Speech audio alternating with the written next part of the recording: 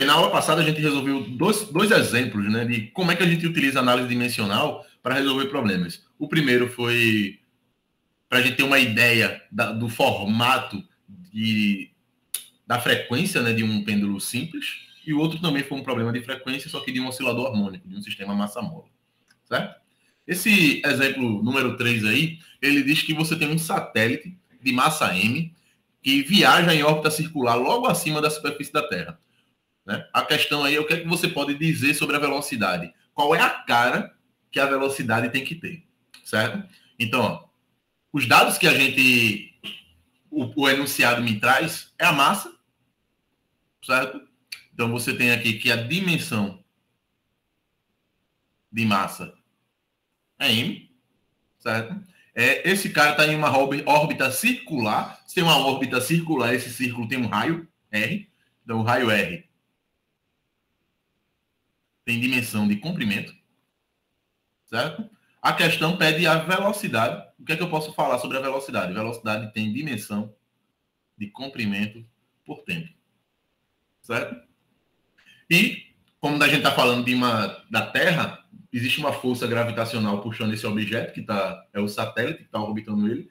Certo? Essa força gravitacional, você pode expressar isso em termos de força, ou você pode dizer simplesmente que tem um campo gravitacional criado pela Terra, que é a aceleração da gravidade. Certo? A aceleração da gravidade tem dimensão de comprimento por tempo ao quadrado. Ok? Então, a questão aqui é como é que eu associo essas variáveis para que a dimensão do problema, né, para que a dimensão dê comprimento sobre tempo, velocidade. Então, uma maneira de fazer isso é chutando, né? Na verdade, a gente já falou isso, que a gente pode chutar, ver como é que eu escrevo essas grandezas, né, de modo que dê L sobre T, ou um outro método, na verdade, é você multiplicar as grandezas envolvidas e ver qual o expoente que ela tem que ter. Por exemplo, se você pegar aqui, multiplicar massa por raio por velocidade e botar um expoente aqui, ABC, certo? Isso aqui tem dimensão de quê?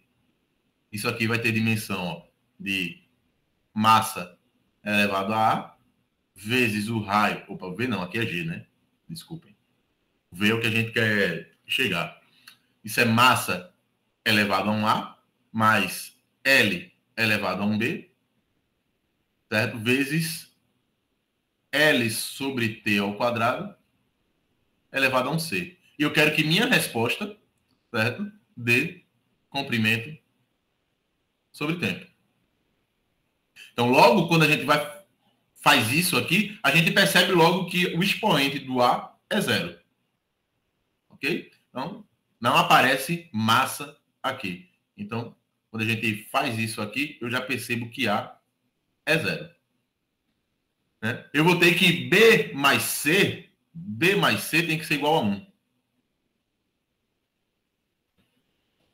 E eu vou ter que 2 elevado a C, 2 vezes C, perdão, 2C também tem que ser 1.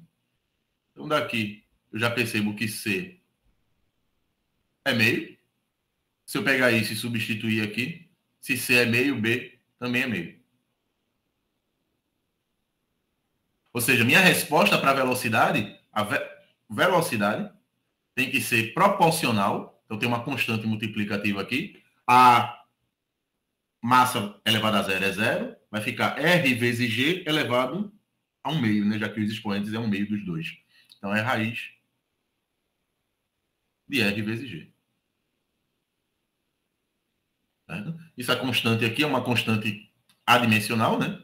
Uma constante adimensional. Certo? Que, para esse problema em específico aqui, quando a gente for resolver esse problema utilizando as leis de Newton para chegar nesse vetor de velocidade, a gente vai ver que essa constante simplesmente é 1 mesmo. Então, a velocidade, na verdade, de um satélite em órbita na Terra é simplesmente raiz de RG.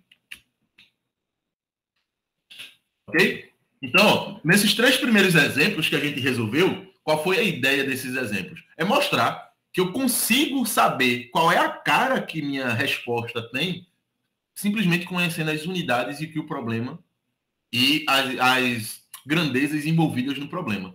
Notem que os 3 exemplos que eu resolvi, né, eu não usei informação física nenhuma, a não ser das unidades de medida do problema. Tudo bem? Alguma pergunta até aí?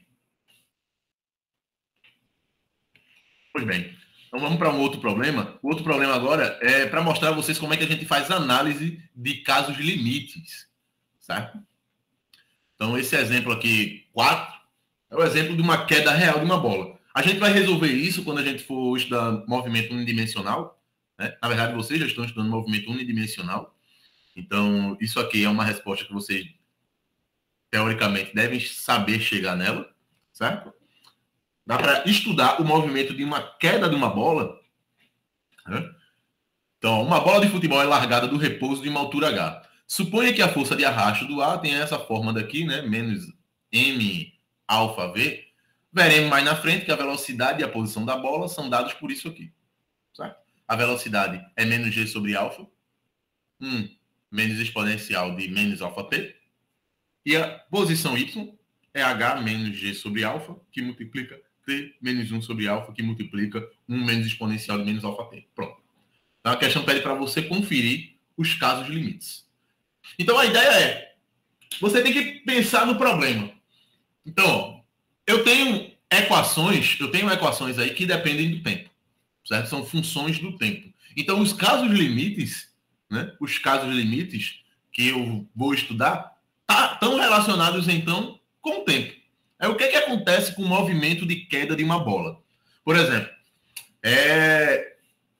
quando um objeto cai, a gente estuda lá no ensino médio, né? Desprezando a resistência do ar. Quando é que você pode desprezar a resistência do ar? Normalmente você pode desprezar a resistência do ar para quedas muito curtas, certo?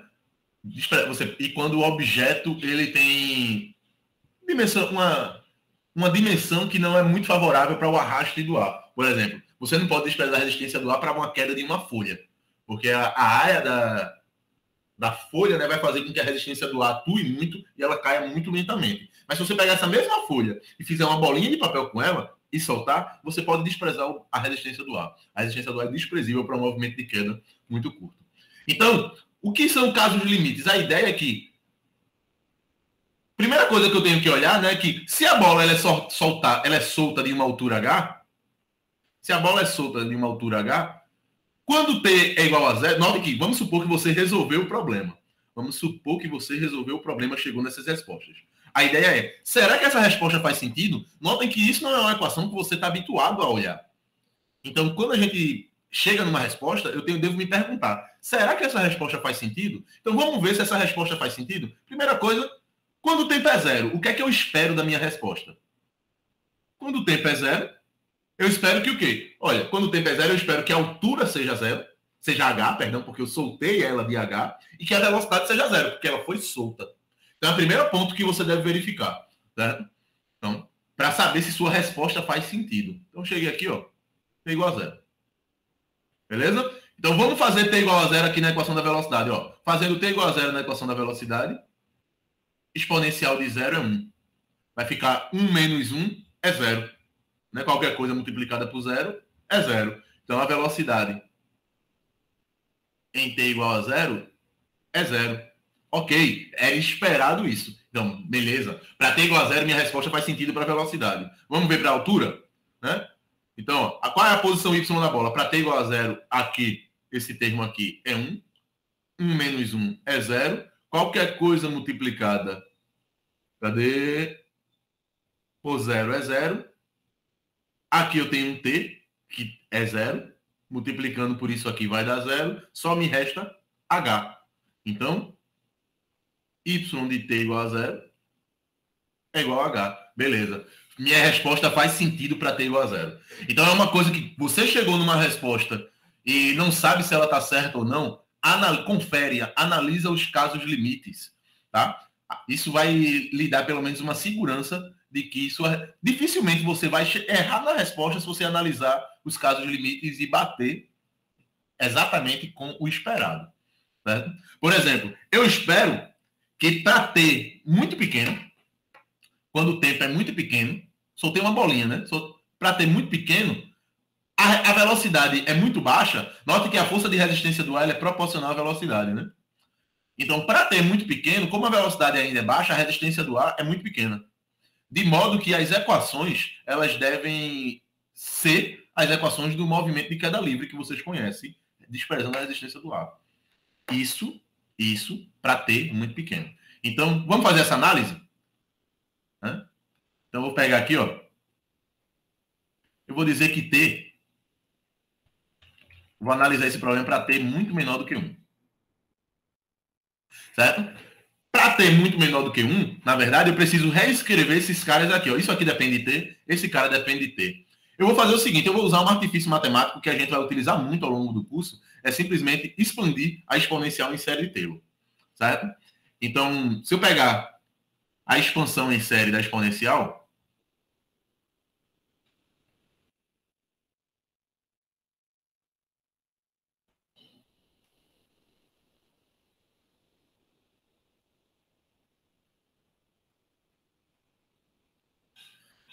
exponencial de menos x, que eu tenho um cara negativo aqui, né? Exponencial de menos x, isso aqui é igual a... Na verdade, isso é uma série infinita, né? Isso dá 1 menos x mais x ao quadrado sobre 2. Isso aqui vai subindo.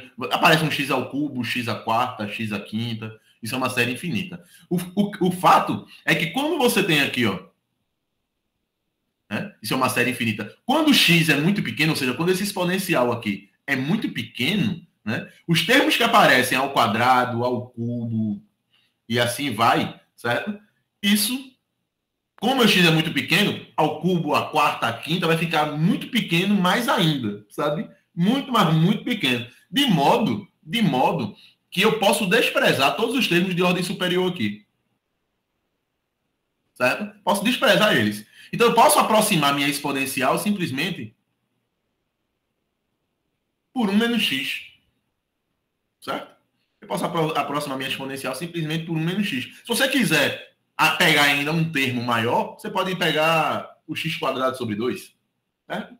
Mas não precisa de termos além disso. Exponencial é quando o x é muito pequeno, quando o exponente é muito pequeno. Você pode pegar a calculadora daí, sua calculadora, e fazer a conta. Bota aí, exponencial de menos 0,1. Né? Quando você botar a exponencial de menos 0,1, você vai ver que isso vai dar aproximadamente 1 menos 0,1, né? Que vai dar 0,9. Né? Então, quanto menor esse x, mais isso daqui se aproxima a esse valor aí, truncando a série. Beleza? Então, ó, como é que fica a minha velocidade? Vamos olhar aqui para a minha velocidade? Ó, se eu pegar e truncar a minha série, minha velocidade vai ficar... de T para T muito pequeno, isso aqui é menos G sobre alfa, certo? Que multiplica 1 menos... A exponencial é isso aqui, ó. Vai ficar 1 menos alfa T, certo? Menos... Aí, tem um menos aqui, né? Então, isso aqui fica positivo. Aí, com esse mais aqui, o outro termo fica negativo. Então, 1 menos 1 mais alfa T menos alfa T ao quadrado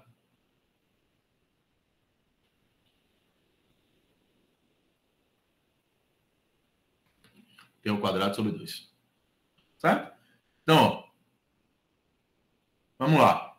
Como é que fica a velocidade? A velocidade, ó, 1 menos 1 dá 0. A velocidade vai ficar simplesmente menos gt, v de t. Vai ser simplesmente menos gt. Certo? Menos, com menos vai dar mais alfa t ao quadrado sobre 2. Tá? Como o t é muito pequeno, tu ainda pode querer desprezar esse termo aqui, não tem problema. Né? Como é que é a velocidade do problema de queda livre? No problema de queda livre, a velocidade é simplesmente menos gt. Esse fator aqui é um fator de correção. Certo? Então, para t muito pequeno, eu cheguei na minha expressão para velocidade de um problema de queda livre desprezando a resistência do ar. Então, desprezando a resistência do ar, a velocidade é simplesmente menos gt para t muito pequeno. Então, faz sentido minha resposta. Vamos ver a posição y? Ó, a posição y de t para t muito pequeno vai ficar h menos g sobre alfa, que multiplica t, menos 1 sobre alfa, que multiplica 1 menos exponencial aí, né, que é 1, vai ficar mais x, que tem um menos aqui, aí menos,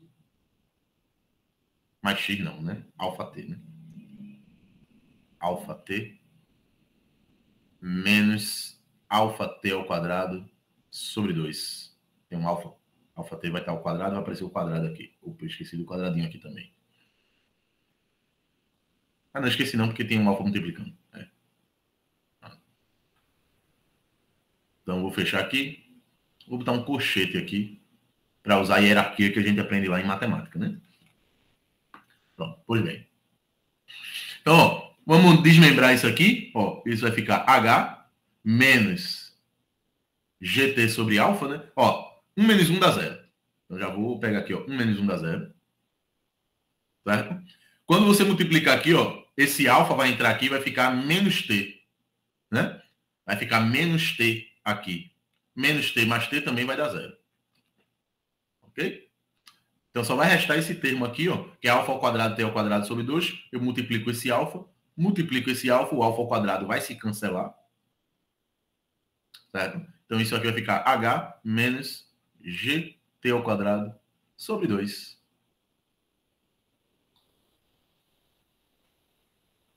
Que é o esperado. Que é o esperado para o movimento de queda livre. Então, minha resposta aqui faz sentido também. Isso faz sentido. E isso faz sentido. Agora vamos analisar um outro caso limite. Eu vou analisar quando tem... Oi, diga aí. Eu só fiquei com dúvida nessa expansão, porque eu não conheço. Então eu não entendi. Tá.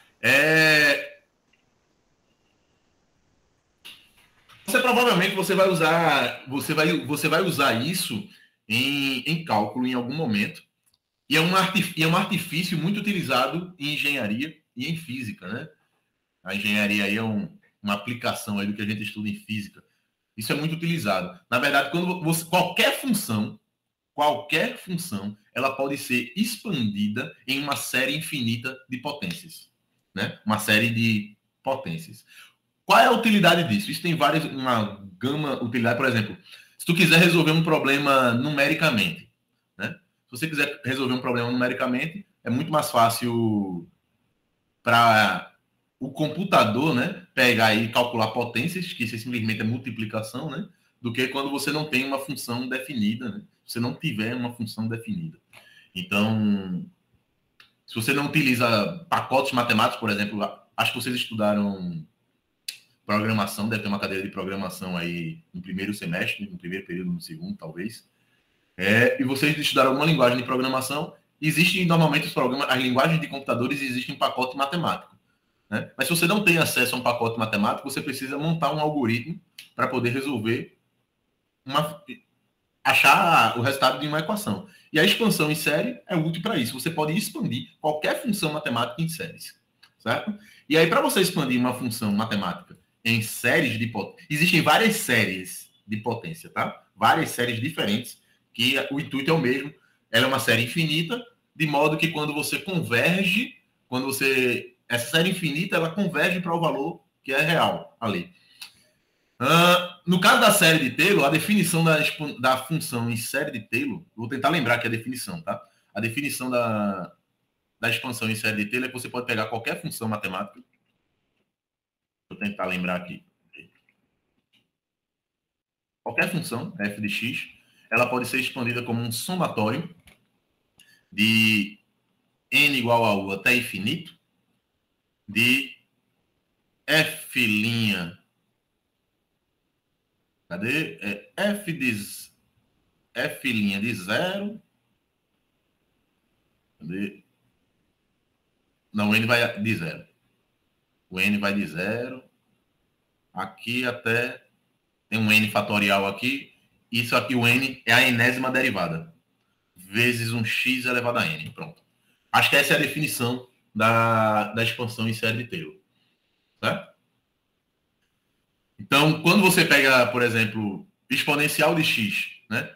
Exponencial de x. Aí você vai pegar aqui essa função, ó. A enésima a função em 0 é a própria exponencial, né? 0. Aí vai, 0 fatorial, por definição, é 1. E exponencial de 0 é 1. Aí vai aparecer esse 1 aqui da frente. Certo? Aí vai vir um sinal de mais aqui. Aí, a primeira derivada da exponencial é a própria exponencial. Né? Exponencial de 0 é 1. Aí, x elevado a 1 é x. Vai ficar 1 fatorial. Aí aparece o sinal de mais aqui. Aí, assim vai ficar, aparecer aqui o x ao quadrado sobre 2, mais x ao cubo sobre 3 fatorial, mais x à quarta sobre 4 fatorial, e assim sucessivamente. Você pode expandir a função seno, cosseno. Qualquer função matemática, ela pode ser expandida em uma série de potências. E aí, quanto mais longa a série, mais esse valor aqui se aproxima do valor da própria função. Em particular, como isso é uma série de potências e o x for muito pequeno, por exemplo, x igual a 0,1. Quando tu pegar termos muito grandes aqui, ó, 0,1. 0,1 ao cubo vai ser 10 a menos 3. Né?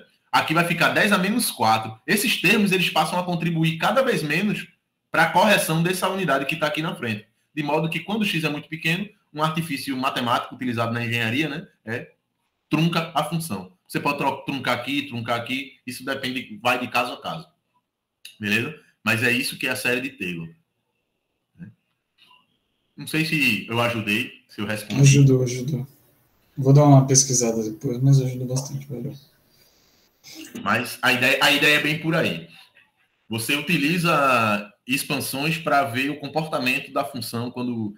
Eu, particularmente, por exemplo, ao longo da minha vida acadêmica, eu só usei expansão de uma função em série para fazer análise quando o exponencial quando o expoente é muito pequeno, quando o argumento é muito pequeno. Então, quando eu vejo isso, né, quando eu vejo que a gente está tomando o caso limite de que esse argumento é muito pequeno, na minha cabeça já vem expansão em série de Taylor. Né? Eu já estudei várias séries diferentes ao longo da minha vida acadêmica, tá? A única que eu uso até hoje é a série de Taylor, por isso que eu não lembro das outras. Então, você vai se deparar em cálculo, muito provavelmente, com muita informação que você nunca vai usar na sua vida. Né? Alguma coisa vai ficar, né? Porque você vai acabar precisando utilizar isso com o passar do tempo. Para mim, das séries, a que eu lembro é a de Taylor, porque eu ainda uso hoje. Beleza? Então, quando você vê isso lá em cálculo, você já vai ver, eita, o professor falou disso aí, e muito provavelmente você vai usar isso muitas vezes.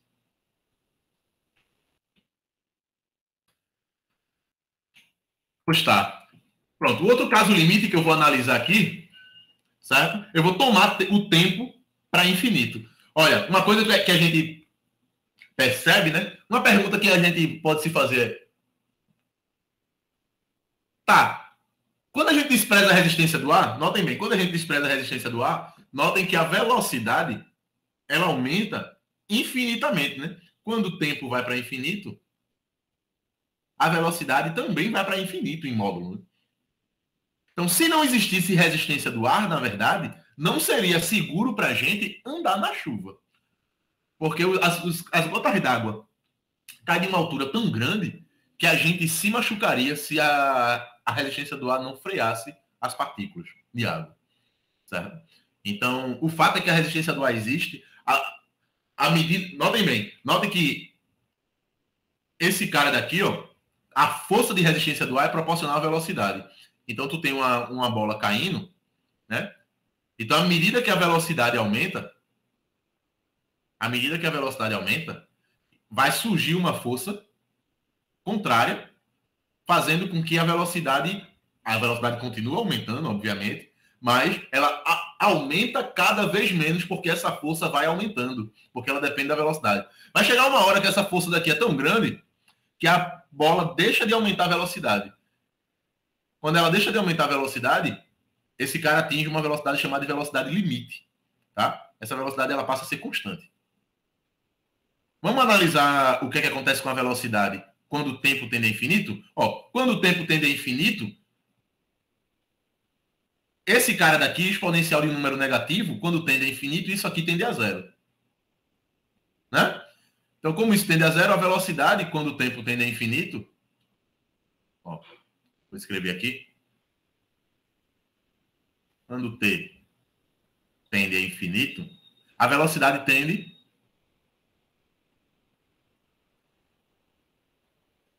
menos g sobre alfa. Não foi isso que a gente viu aqui? Isso aqui vai a zero. Então, vai ficar menos g sobre alfa. Notem que g é uma constante. G é uma constante. E alfa também é uma constante. Logo, a velocidade, quando o tempo tende a infinito, vai para um valor constante. Certo? Isso aqui é chamado de velocidade terminal. Faz sentido.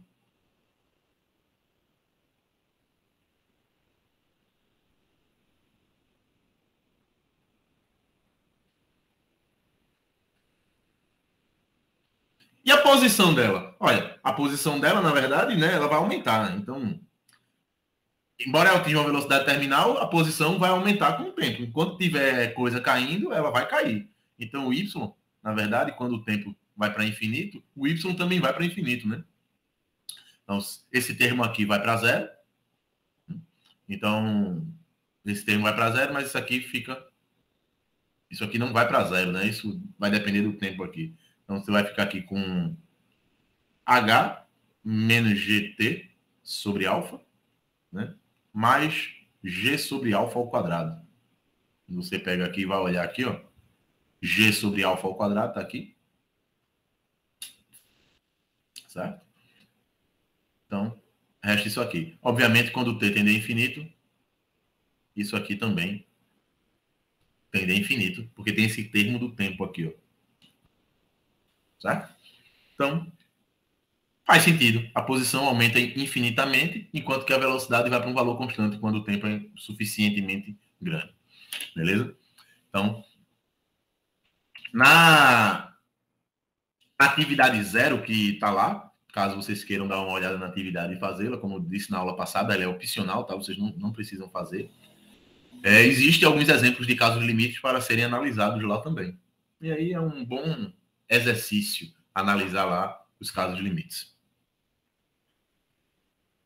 Por fim, né, vamos analisar aqui mais um caso limite. Isso é um problema de colisão unidimensional, certo? Problema de colisão, quando você resolve esse problema, a gente vai resolver isso quando a gente for estudar conservação do momento. Tá? Então, a gente vai chegar lá que a resposta para uma colisão frontal, né? Uma massa M com velocidade V se aproxima de uma massa M estacionária M. As massas ricocheteiam elasticamente. Isso é para uma colisão elástica. Ou seja, numa colisão elástica existe conservação de energia e conservação de momento. A gente não falou nem de energia nem de momento ainda. No momento oportuno a gente vai falar disso. Certo? Suponha que todo movimento ocorra em uma dimensão. Dadas as velocidades finais da partícula, confira o caso limite. Então, qual é o problema? O problema é, você tem antes,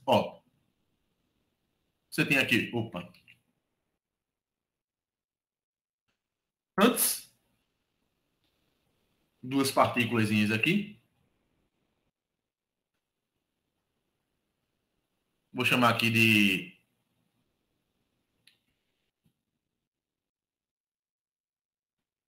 esse cara daqui vai ter uma velocidade V1. Esse cara daqui uma velocidade V2. Eu não gosto muito de trabalhar com letras maiúsculas e minúsculas como os livros usam. Eu prefiro botar números, tá? Então, obviamente, V1 é maior do que V2. Né? Para que haja uma colisão. Aqui eu vou chamar de M1. Aqui eu vou chamar de M2. Beleza? Depois da colisão, você vai ter agora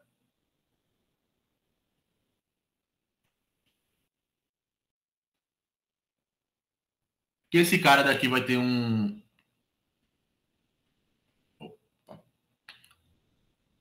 chamar aqui de V1', e esse cara daqui vai ter uma velocidade V2'. Né? A questão aqui é justamente isso, né? O que é que acontece quando analisar o caso limite dessa colisão? Eu vou só reescrever isso em termos de 1 e 2. Tá? Vou escrever isso em termos de 1 e 2 só para a gente... para que essa figura faça sentido para a gente. Né? Então, por exemplo, deixa eu só olhar quem é quem aqui.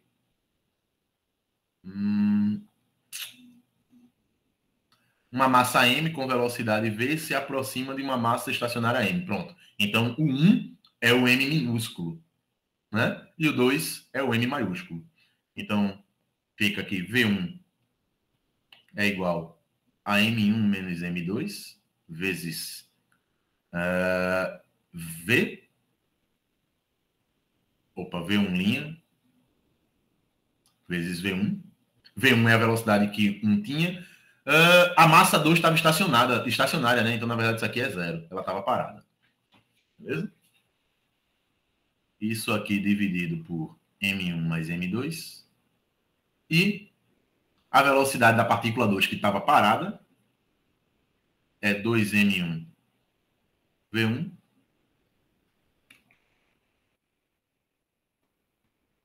dividido por M1 mais M2. Então, vamos comparar os casos limites. Né? O que é que acontece com a velocidade, com essas velocidades, quando a gente compara as massas de um por outro? Por exemplo, o primeiro caso que eu vou analisar aqui é quando as massas são iguais. Uma colisão elástica quando o M1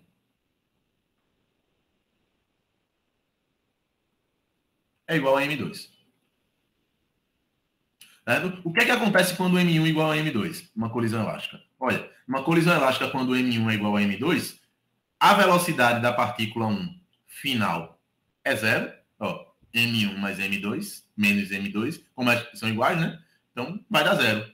E a velocidade da partícula 2, que é o alvo, ó, vai ficar 2m dividido por 2m e vai ficar V1.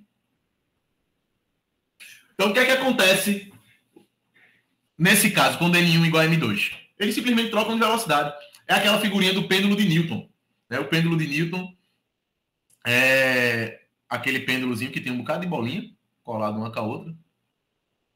Todo mundo já viu essa figura alguma vez na vida. Se não viu, acho que todo mundo já viu. Se já viu esse objeto é outra história, mas a figura já viu. Qual é a ideia do pêndulo de Newton? O pêndulo de Newton você tem aqui massas iguais, penduradas. Se tu puxa uma bolinha aqui e solta, quando ela colide aqui, essa bolinha para e apenas uma aqui sobe. Ou seja, eles trocam de velocidade. Se tu puxa duas bolinhas, né, ele vai subir duas bolinhas aqui. Se tu puxa 3 bolinhas, as 3 vão parar, vai subir 3 bolinhas aqui. Se tu puxa 4 bolinhas, não tem 4 para subir aqui, né? Aí ela sobe 2 aqui e 2 das 4 também sobe. Ficam só 2 paradas. Certo? Então, no caso, quando as massas são iguais, eles simplesmente trocam de velocidade. Se a massa era de uma bolinha, só uma bolinha sobe. Se a massa era de 2 bolinhas sobem. Certo? Então, é isso que acontece aí. O que é que acontece, então, outro caso limite? Vamos lá, comparar as massas. Outro caso limite. O que é que acontece, então, quando M1, que é a bolinha, é muito menor do que M2? Certo? Ou seja, M1 é a bolinha que está colidindo. Um exemplo de M1 muito menor do que M2 é tu jogar uma bolinha na parede. Jogar uma bolinha na parede. O que é que acontece com a bolinha na parede? Tu está dizendo que a massa da bolinha é muito menor do que a da parede, obviamente. Então, o que acontece que a gente percebe é que a bolinha volta. E a parede não sai do canto. Vamos ver se é isso que acontece aqui, nos meus casos limites. Ó, quando M1 é muito menor do que M2, M1 é muito menor do que M2, né? Então, isso aqui, o denominador, é praticamente M2. O numerador é praticamente menos M2, porque M1 é muito pequeno. Então, quando ficar menos M2 dividido por M2, vai ficar um sinal negativo aqui. Então, ó, V1' é igual a menos V1. Ou seja, a bolinha ela só troca de sentido, de velocidade. E V2? Como M2 é muito maior do que M1, o denominador aqui é muito maior do que o numerador, de modo que V2 é praticamente zero. Beleza? Vamos fazer o caso oposto agora. Eu vou dizer que M1 é muito maior do que M2.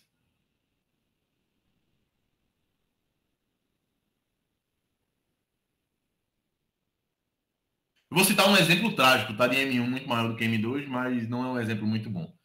Mas é o primeiro exemplo que me vem na cabeça, na verdade. O exemplo de um M1 muito maior do que um M2 é quando alguém é atropelado, né? O exemplo, como eu disse, o exemplo não é feliz, mas é o primeiro exemplo que me vem na cabeça. O carro, ele tem uma massa muito maior do que o pedestre, certo? Então, o que é que acontece quando a massa do que está se movendo é muito maior do que o alvo? Né? Então, fazendo M1 muito maior do que M2, ó, M1 é muito maior do que M2. No numerador aqui sobra praticamente M1, no denominador também sobra praticamente M1. De modo que M1 dividido por M1 dá 1. Você vai ter que ver um linha, que é a velocidade de quem está se locomovendo, no caso do carro, é igual que ele tinha. Ele praticamente não sofre nenhuma mudança na velocidade. Certo? A mudança na velocidade dele é irrisória. Enquanto que o que é que acontece com o V2? O cara que estava parado. Certo? Ó, aqui tem 2M1 e aqui tem M1, porque M1 é muito maior do que M2, né? Quando você cortar 2M1 com M1, vai ficar 2 aqui. Vai ficar 2V1.